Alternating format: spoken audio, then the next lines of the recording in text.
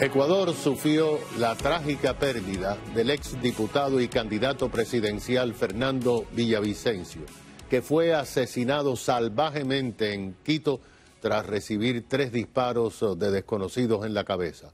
Este acto de violencia ha conmocionado al país. El excongresista Villavicencio aseguraba que Ecuador se había convertido en un narcoestado. La OEA condenó el asesinato y exigió respeto a la democracia. El presidente Lasso decidió decretar el estado de excepción durante 60 días y ratificar que las elecciones presidenciales se van a celebrar el próximo 20 de agosto. Hoy tenemos para ustedes a alguien muy especial que nos puede ayudar a comprender cómo este país tranquilo que se encaminaba a la democracia ha caído en un vórtice de caos. El expresidente de la República de Ecuador, el doctor Osvaldo Hurtado. Bienvenido, presidente. Usted, además de haber sido mandatario ejemplar, es historiador. Y esto que ocurrió es sin precedente, una gran anomalía. Pero todavía hay una serie de preguntas que no tienen respuesta.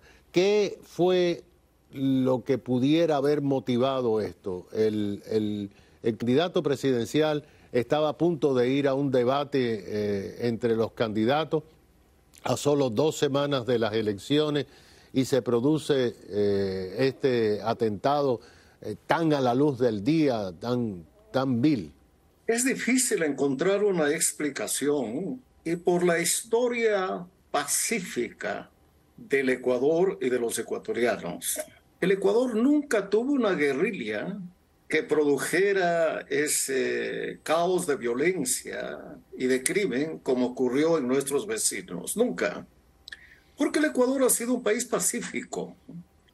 Cuando era yo presidente, acuñé la frase de que mi país era una isla de paz. Estoy hablando de los convulsos años 80 del siglo pasado.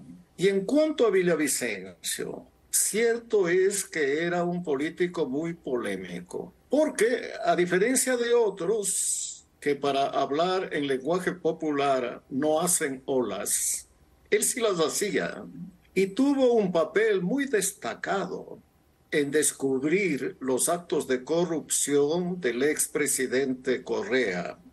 Fue tan profunda su investigación y tan completa la documentación que una vez que le presentó a la fiscalía y los jueces la conocieron, condenaron por corrupción a Correa. Entonces uno diría, pues, uno de sus enemigos era Correa. Yo me niego a pensar en la posibilidad de que él haya ordenado matar a Villavicencio, ¿no? A pesar de que lo creo capaz de todo, como lo ha demostrado como político, como presidente, no creo que puede llegar al extremo de ordenar que se asesine a un compatriota. Pero Correa no era el único que había sido investigado por Villavicencio y llevado ante la justicia. Había otros políticos ecuatorianos, y había empresarios ecuatorianos, y había empresarios extranjeros a los que él también denunció, y las denuncias han originado juicios penales. En todo caso, pues el hecho de que se haya apresado a los autores podrá llevar necesariamente a descubrir quién es el autor intelectual.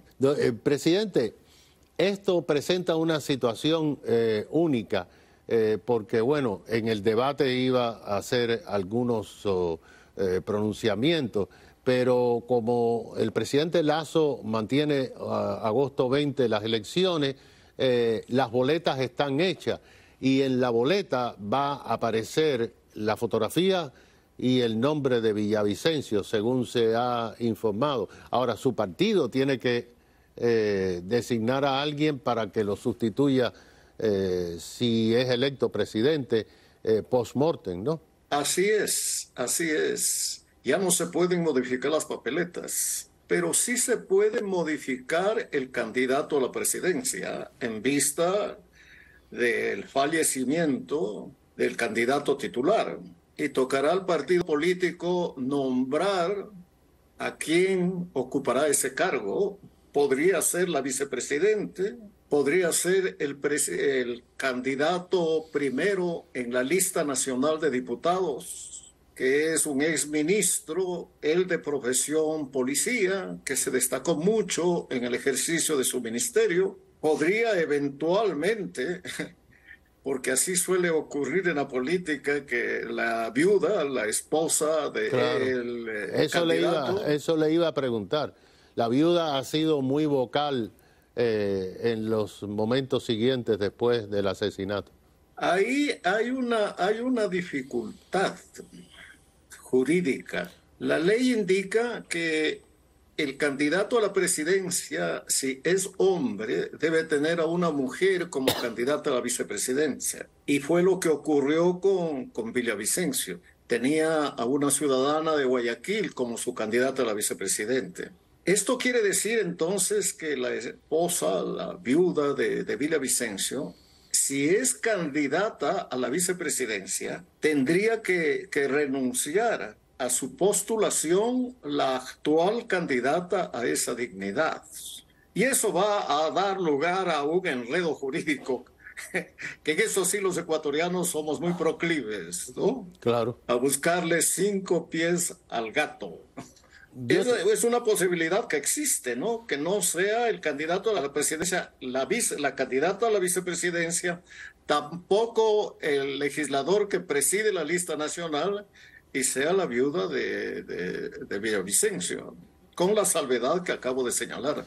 Bueno, y después de las elecciones, que se celebren las elecciones, gane quien gane, ¿usted cree que podría ocurrir lo que el Foro de Sao Paulo ha hecho en varios países, crear problemas internos como lo tuvo el propio Lázaro allí en Ecuador?